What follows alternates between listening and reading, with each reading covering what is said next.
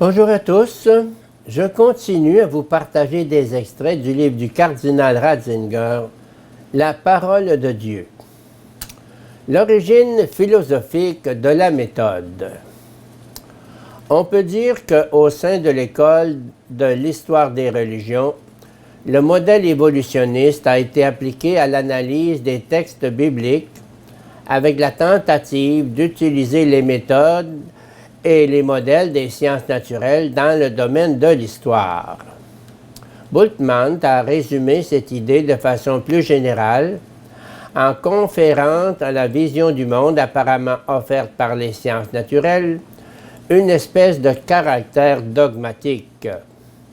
À ses yeux, le caractère non historique des histoires miraculeuses, par exemple, ne faisait guère de doute. Il restait simplement à en expliquer la genèse. Dans sa conception, la vision du monde proposée par les sciences naturelles était d'une part vague et non réfléchie, et d'autre part présentait une échelle de valeurs universelle pour établir ce qui pouvait avoir été et ce dont il suffisait d'éclairer la formation. La deuxième proposition inclut tout ce qui ne se manifeste pas dans l'expérience quotidienne d'aujourd'hui. Il ne pouvait exister que ce qui existe toujours, et pour cette raison, il fallait inventer, pour tout le reste, des processus historiques dont la reconstitution est devenue la véritable mission de l'exégèse. La condition philosophique préalable de l'ensemble me semble résider dans le tournant philosophique opéré par Kant.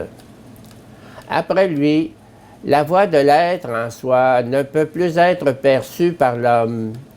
Il ne peut plus l'entendre qu'indirectement dans les postulats de la raison pratique, qui sont en quelque sorte restés la fente étroite par laquelle s'établit le contact de l'homme avec l'essentiel, avec sa vocation éternelle.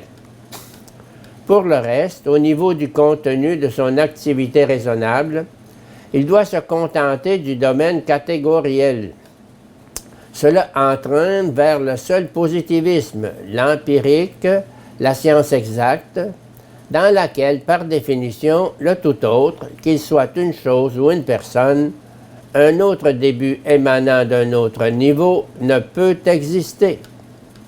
Par ailleurs, elle doit tout expliquer. Ce qui aurait pu apparaître, sinon, comme une annonce directe de la divinité, ne peut être qu'un mythe dont le développement s'est fait selon des lois qu'il faut comprendre. C'est avec ces présupposés de base que Bultmann, et avec lui la majeure partie de l'exégèse moderne, lit la Bible. L'exégèse moderne est certaine que les choses n'ont pas pu se passer comme elles sont rapportées par la Bible, et elle établit des méthodes afin de trouver comment cela a dû réellement se dérouler.